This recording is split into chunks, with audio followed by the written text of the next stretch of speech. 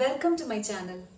ഞാൻ ഇന്ന് സംസാരിക്കാൻ വന്നതേ വിസ്മയ, അതുല്യ, വിപഞ്ചിക.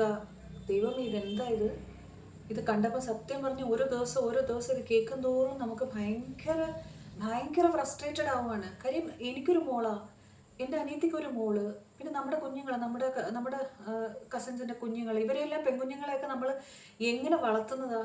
ഞാൻ പറയുന്നത് ഈ ലക്ഷറിയസ് ആയിട്ടുള്ള ലൈഫ് എന്നുള്ളതല്ല. നമ്മൾ അത്രയേ സ്നേഹിച്ച് വളർത്തുന്ന നമ്മുടെ കുഞ്ഞുങ്ങളെ വേറൊരാൾ കൊണ്ടുപോയി അടിച്ച് ഉപദ്രവിച്ച് ആത്മഹത്യയുടെ വക്കിലെത്തിക്കുക, അല്ലെങ്കിൽ അവർ തന്നെ കൊല്ലുക. ഇതിനാണോ നമ്മൾ ഇത്രയും കഷ്ടപ്പെട്ട് നമ്മുടെ കുഞ്ഞുങ്ങളെ വളർത്തുന്നത്?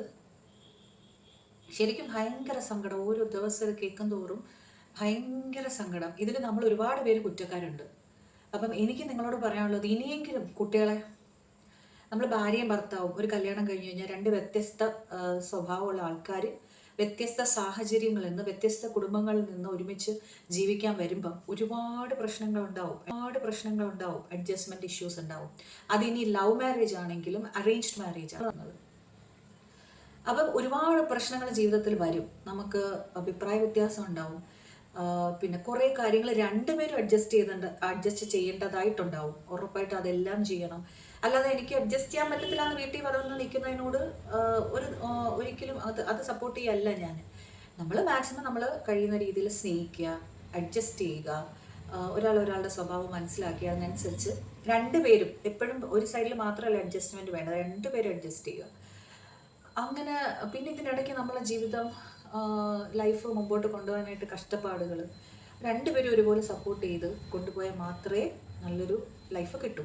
ഇതിൻ്റെ ഇടയ്ക്ക് ഇടി ചവിട്ട്, ഇതൊന്നും നല്ല കാര്യങ്ങളല്ല. കാര്യം എൻ്റെ ഹസ്ബൻഡ് മോളോട് ഇതൊക്കെ കേൾക്കുന്ന സമയത്ത് പറഞ്ഞു കൊടുക്കുന്ന എപ്പോഴും, ഒരടി അടിക്കാൻ ധൈര്യം ഹസ്ബൻഡ് കാണിച്ചു കഴിഞ്ഞാൽ പിന്നെ അവിടെ നിൽക്കാൻ പാടില്ല.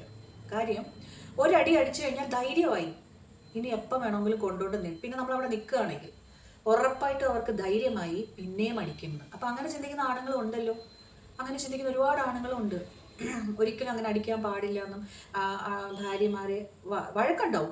പക്ഷെ ദേഹോപദ്രവം ഏൽപ്പിക്കുന്ന നല്ലതല്ല എന്ന ഒപ്പീനിയനുള്ള ഒരുപാട് നല്ല ആണുങ്ങൾ ഒരുപാട് പേരുണ്ട്. ആണുങ്ങളെ മൊത്തത്തിൽ അങ്ങനെ ആക്ഷേപിക്കേണ്ട കാര്യമില്ല. അവർ ഒരുപാട് നല്ല പേരുണ്ട്. ഇപ്പോൾ ഈ ഹസ്ബൻഡ് ഇത് പറഞ്ഞു കൊടുക്കുമ്പോഴാണ് ഞാനോ, അല്ലെങ്കിൽ ശരിയാണ്, ഒരു പ്രാവശ്യം നമ്മൾ അടി കൊണ്ട് നിന്നാൽ പോട്ടെ, പിന്നെ വന്ന് നമ്മൾ ഇത്ര മാപ്പ് പറഞ്ഞാലും, പക്ഷെ പിന്നെ അത് ധൈര്യമായി ശരിക്കും രണ്ടാമതവർക്ക് അടിക്കാൻ കൈ പോകും. ഉറപ്പായിട്ടും ഇല്ല എങ്കിൽ പിന്നെ ആ വീട്ടിൽ നിങ്ങൾ നിൽക്കണം എന്നെങ്കിൽ നിങ്ങളെ വീട്ടുകാരുമായിട്ടോ അല്ലെങ്കിൽ എന്തെങ്കിലും ഒരു ധാരണ വേണം. ഇനി ഒരിക്കൽ കൂടെ കൈവെക്കുന്നത്, രണ്ടാമത് കൈവച്ചാൽ നിൽക്കാൻ പാടില്ല എന്നേ ഞാൻ പറയുള്ളൂ. നിൽക്കരുത്. അങ്ങനെ അടികൊണ്ട് നിൽക്കേണ്ടവരല്ല നിങ്ങളത് ആദ്യം മനസ്സിലാക്കുക. നിങ്ങൾക്കൊരു വിദ്യാഭ്യാസം ഉണ്ടെങ്കിൽ, ഇല്ലെങ്കിൽ നിങ്ങൾ എന്തെങ്കിലും ചെറിയ ജോലി എടുത്ത് നിങ്ങൾ ജീവിക്കുക പോയി. അവിടെ കിടന്ന് കുറേ 2-3 കുഞ്ഞുങ്ങളായി കഴിഞ്ഞ് പിന്നെ ഇനി കുഞ്ഞുങ്ങളെ എങ്ങനെ വളർത്തുമെന്ന് ആലോചിച്ച് ഇതൊന്നും നിങ്ങൾ ചിന്തിക്കരുത്. തിരിച്ചു വന്നു കഴിഞ്ഞാൽ വീട്ടുകാരോടും പറയാനുള്ളത്, സപ്പോർട്ട് ചെയ്യുക. അവരടിയിടിയും കൊള്ളാനല്ലല്ലോ നിങ്ങൾ അഡ്ജസ്റ്റ് ചെയ്യുമോളെ എന്ന് പറയരുത്. സെൽഫ് റെസ്പെക്റ്റ് ഉള്ള ഒരു പെൺകുട്ടിക്കാണെങ്കിലും ആൺകുട്ടിക്കാണെങ്കിലും അങ്ങനെ കൊണ്ടുകൊണ്ട് നിൽക്കാൻ പറ്റില്ല. അത് മാത്രമല്ല, ഈ ഉപദ്രവം എന്ന് പറയുന്നത് നമ്മൾ മനുഷ്യരല്ലേ. ഈ വേദന എങ്ങനെ സഹിക്കുന്ന ഈ കുട്ടികളൊക്കെ അത്രയും അഡ്ജസ്റ്റ് ചെയ്ത് നിൽക്കേണ്ട കാര്യം എന്താണ്? ഒരിക്കലും നിൽക്കരുത്. നമ്മളിപ്പോൾ അവിടെ കുട്ടികളോട് അത് തന്നെ പറഞ്ഞു കൊടുക്കണം. ഒരു പ്രാവശ്യം കൈപൊക്കാൻ ധൈര്യം കാണിച്ചാൽ പിന്നെ ആ വീട്ടിൽ നമ്മൾ നിൽക്കാൻ പാടില്ല. ചില സാഹചര്യങ്ങളുണ്ട്.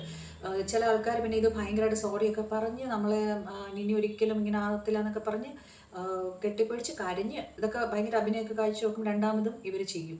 ചില സൈക്കോ സ്വഭാവമുള്ളവരെ നമ്മളായിട്ട് നന്നാക്കാന്നൊന്നും വിചാരിക്കേണ്ട. അവർക്ക് ട്രീറ്റ്മെൻറ്റ് വേണ്ടുന്നവരാണ്.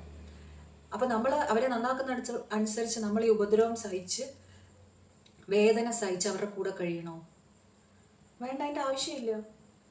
സൈക്കോ ആണ്. ഇപ്പം ഇതൊക്കെ എന്ന് വെച്ചാൽ ശരിക്കും ട്രീറ്റ്മെൻറ്റ് വേണ്ടുന്ന സൈക്കോ ആണ് ഇവരൊക്കെ. ഇവരൊന്നും നിങ്ങൾ സഹിച്ചോണ്ട് നിൽക്കരുത്. നിങ്ങൾക്ക് ഒരു പ്രാവശ്യം നിങ്ങൾക്ക് മനസ്സിലായി നിങ്ങളെ ഉപദ്രവിച്ചു എന്ന് കണ്ടാൽ എത്രയും പെട്ടെന്ന് അവിടെ നിന്ന് രക്ഷപ്പെടാൻ നോക്കുക. ചിലപ്പം ചിലർക്ക് പെട്ടുപോകുന്ന സാഹചര്യങ്ങളുണ്ട്. വേറെ അന്യ നാട്ടിലൊക്കെ പോയി പാസ്പോർട്ടും കൊടുക്കാതെ എങ്ങനെയെങ്കിലും ഒരു ചെറിയ വഴി കിട്ടുകയാണെങ്കിൽ അവിടെ പോയി പോലീസ് സ്റ്റേഷനിലോ അല്ലെങ്കിൽ അറിയാവുന്ന ആരെങ്കിലും ഒക്കെ സമീപിച്ച് നിങ്ങൾ അവിടെ നിന്ന് രക്ഷപ്പെടാൻ നോക്കി നിങ്ങളുടെ വീട്ടിലെത്തുക. വീട്ടുകാർ സപ്പോർട്ട് ചെയ്യും. ചെയ്യാത്തവരാണെങ്കിൽ നമുക്ക് എന്തെങ്കിലും ജോലി ചെയ്ത് ജീവിക്കാം. കല്യാണമൊക്കെ കഴിഞ്ഞ് സന്തോഷമായിട്ട് ജീവിക്കാൻ പോയി, അത് നടക്കാതെ തിരിച്ചു വന്നു. ആ ഭയങ്കരമായ മനോവിഷമത്തിൽ തിരിച്ചു വരുമ്പം വീട്ടുകാരുടെ സൈഡിൽ നിന്നും കൂടെ പിന്നെ കുറച്ച് കഴിയുമ്പോൾ ഇച്ചിയും കൂടെ നിനക്ക് നിൽക്കാമായിരുന്നു, ചെറിയൊരു പ്രശ്നമല്ലേ ഉള്ളൂ, ഒരു പ്രാവശ്യമല്ലേ അടിച്ചോളൂ, ഇങ്ങനെയൊക്കെ പറയുന്നവരുണ്ട്. അപ്പം ഇതൊക്കെ കേട്ട് കഴിയുമ്പോൾ കുട്ടികൾ തന്നെ അവർക്ക് കൺഫ്യൂഷൻ ആവും, എന്താ ചെയ്യേണ്ടതെന്ന് അറിഞ്ഞൂടാത്ത അവസ്ഥ. അപ്പോൾ ചിലർ തിരിച്ചു പോവും, ചിലർ പിന്നെ പോയി അവിടെ താമസിക്കാൻ വിചാരിക്കും, ഇവിടെ ഈ വർത്താനത്തിനേക്കാൾ നല്ല അതല്ലേ എന്ന് വിചാരിക്കും.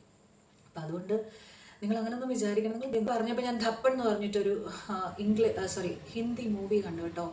അപ്പോൾ ഞാനത് കണ്ടപ്പോൾ ഈ ഹസ്ബൻഡ് മോളോട് പറഞ്ഞു കൊടുത്ത കാര്യം അതേ സാധനം അതിനകത്ത്.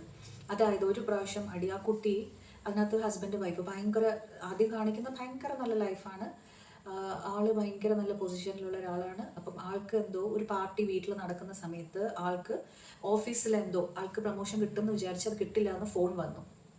അപ്പം അവിടെയുള്ള ഈ ഓഫീസിലുള്ള വേറൊരാൾക്ക് ഇത് നേരത്തെ അറിയാമായിരുന്നു, അയാൾ ആ പാർട്ടിയിലുണ്ടായിരുന്നു, പക്ഷെ അയാളോട് പറഞ്ഞില്ല. അപ്പോൾ അയാളോട് അത് ദേഷ്യത്തിൽ ചോദിച്ച് അവർ തമ്മിൽ ഉള്ള അടിയുടെ ഇടയ്ക്ക് വൈഫ് പിടിച്ചു മാറ്റാൻ വരുന്നതാണ്. വൈഫിന് നല്ലൊരു അടി കവിളത്ത് കൊടുക്കുന്നു അത്രയും ആൾക്കാരുടെ മുമ്പിൽ ആ പാർട്ടി നടക്കുന്ന സമയത്ത്. അപ്പോൾ ആ കുട്ടി ഭയങ്കരമായിട്ട് വിഷമമായിപ്പോയി. പിന്നെ അത് കഴിഞ്ഞു പിറ്റേ ദിവസമൊക്കെയും നമുക്കാണെങ്കിൽ അപ്പോൾ ഞാനും അങ്ങനെ ചിന്തിച്ചത്, ആ അടി മനസ്സിൽ നിന്ന് മായുന്നില്ല. ഒന്നാമത്തെ കാര്യം നാണക്കേട്, പിന്നെ നമുക്കൊരു സെൽഫ് റെസ്പെക്റ്റ് ഇല്ല. ഇത്ര ആൾക്കാരുടെ മുമ്പിൽ വെച്ച് നമുക്ക് ഒരു കാര്യമില്ല, അതിന് എത്ര ദേഷ്യം എന്ന് പറഞ്ഞാലും അടിക്കാവോ ഭാര്യനെ? തിരിച്ചാണെങ്കിലോ എനിക്ക് ഭയങ്കരമായിട്ട് ആ സമയത്ത് ഒരു ദേഷ്യം വന്നു, ഞാൻ വർക്കിംഗ് ആണ്, അപ്പോൾ എൻ്റെ ഓഫീസിലൊരു പ്രശ്നം വന്നു എന്ന് വിചാരിച്ചിട്ട് ആ കുട്ടി തിരിച്ചൊരടി അടിച്ചാലോ? അപ്പം അത് തെറ്റല്ലേ? അതിനെ തുടർന്ന് അങ്ങോട്ട് ഈ കുട്ടിക്ക് ഒരു രീതിയിലും അത് മറക്കാൻ പറ്റുന്നില്ല. ഈ ഹസ്ബൻഡ് വന്ന് പറയുന്നുണ്ട് അറിയാതെ പറ്റിപ്പോയതാണെന്ന്, പക്ഷെ അറിയാതെ പറ്റരുത്. വഴക്ക് പറയാം, ചിലപ്പോൾ നമ്മളെ പിടിച്ച് മാറ്റും, കൈയൊന്നും പിടിച്ച് മാറ്റാം, പക്ഷെ കവിളത്തടി കൊടുത്ത് ഇത്രയും പേരുടെ മുമ്പിൽ വെച്ചത് ആ അടി കൊടുത്തത് അത് ധൈര്യമായി അവിടെ. പിന്നെ ഇനി അയാൾക്ക് ഇതുപോലെ ദേഷ്യം വരുമ്പോൾ വീണ്ടും ഇതേപോലെ തോന്നാം. അപ്പം അതിനകത്ത് അത് തീരുമാനം എടുക്കുകയാണ്, ഡിവോഴ്സ് മതിയെന്ന്. കാര്യം ഇനി ഇതുപോലെ രണ്ടാമത് ചെയ്യും. ഒരു പ്രാവശ്യം ചെയ്തു, ഇനി ചെയ്യത്തില്ലെന്ന് എന്താ ഉറപ്പ് എന്നാണ് ചോദിക്കുന്നത്. സത്യമാണ്, എന്താ ഉറപ്പ്? ഒരു പ്രാവശ്യം ചെയ്താൽ ഇനിയും ചെയ്യാം. എൻ്റെ ഒപ്പീനിയൻ അതാണ്.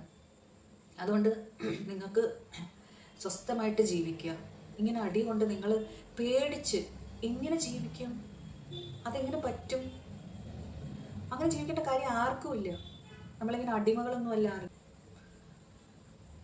പിന്നെ ഒരു കാര്യം കൂടെ ഉണ്ട്, ഈ ആൺമക്കളുടെ അമ്മമാർ പ്രത്യേകിച്ച് ഒന്ന് പറഞ്ഞു കൊടുക്കണം. ഇച്ചിരി ഫാഷനായിട്ട് നടക്കുന്ന കുട്ടികളെയൊക്കെ മോശക്കാരികളാണ് അവൾ, ഇങ്ങനെ അങ്ങനെയൊക്കെ സ്വഭാവമാണ് എന്നൊക്കെ ഇങ്ങനെ പറയുന്ന കേൾക്കുന്ന ആൺകുട്ടികളുണ്ടല്ലോ, ഈ അമ്മമാർക്ക് ഭയങ്കര സ്വാധീനം ആണ്. ഈ കുട്ടികൾ ആണായാലും പെണ്ണായാലും അവരിതൊക്കെ കേൾക്കും. കുറച്ചുകൂടെ ലോകവിവരമൊക്കെ വരുമ്പോൾ ചിലപ്പോൾ ചിലർ മനസ്സിലാക്കും, ഇല്ലാത്തവരുടെ മനസ്സിൽ എപ്പോഴും ഇത് കിടക്കും. അപ്പം ഇങ്ങനെയുള്ള പെണ്ണുങ്ങളെ എന്തും ചെയ്യാം എന്നുള്ളൊരു ധാരണയും വരും. അപ്പം അതുകൊണ്ട് ആൺപിള്ളേരുടെ അമ്മമാർ പ്രത്യേകിച്ച് അവരോട് പറഞ്ഞു കൊടുക്കണം, ഈ ഇങ്ങനെയൊന്നും പറയാൻ പാടില്ല പെണ്ണുങ്ങളെ. ആയിട്ട് നടക്കുന്നതുകൊണ്ട് എന്താ അവള് കൊള്ളാത്ത സ്ത്രീയാണോ അല്ലെങ്കിൽ കൊള്ളാത്ത പെൺകുട്ടിയാണോ? അല്ല. ഇതൊക്കെ നിങ്ങളത് പറഞ്ഞു കൊടുക്കുമ്പോൾ അവർക്കത് മനസ്സിലാവും. അമ്മമാർക്ക് അത് നന്നായിട്ട് പറഞ്ഞു കൊടുക്കാൻ പറ്റും. ഉറപ്പായിട്ടും അത് അവരെ സ്വാധീനിക്കും. ഇനിയുള്ള കാണുന്ന കുട്ടികളോടാണെങ്കിൽ എനിക്ക് ഒരൊറ്റ കാര്യം പറയാനുള്ളൂ, നിങ്ങൾ ഉപദ്രവം സഹിച്ചുകൊണ്ട് നിൽക്കരുത്. അപ്പോൾ നമ്മൾ തമ്മിൽ ഹസ്ബൻഡ് വൈഫ് തമ്മിൽ വഴക്കൂടും പ്രശ്നങ്ങൾ കാര്യങ്ങളൊക്കെ ഉണ്ടാവും, അത് വേറെ. പക്ഷെ ഒരിക്കലെങ്കിലും നിങ്ങളുടെ മേത്ത് കൈ ഓങ്ങിയിട്ടുണ്ടെങ്കിൽ നിങ്ങൾ ഒരിക്കലും അവിടെ നിൽക്കാൻ പാടില്ല. അപ്പം നിങ്ങൾ ഡിവോഴ്സ് ചെയ്ത് വന്നാൽ നാണക്കേട്, നാട്ടുകാരെന്ത് പറയും, വീട്ടുകാരെന്ത് പറയും? നിങ്ങളുടെ ജീവിതമാണ്, നിങ്ങളാണ് ഈ ഉപദ്രവം സഹിക്കുന്നത്. ഇതിനില്ല, അവിടുന്ന് രക്ഷപ്പെടാൻ നോക്കുക. അപ്പോൾ എനിക്ക് ഇത്ര നിങ്ങളോട് പറയാനുള്ളൂ. പ്ലീസ് പ്ലീസ് പ്ലീസ് ആരും ഇനി ഇങ്ങനൊരു ആത്മഹത്യയിലേക്ക് പോകരുത്. അച്ഛൻ്റെ അമ്മമാരുടെ അടുത്തോട്ട് വരണം. ഇത് മാത്രമേ എനിക്ക് പറയാനുള്ളൂ.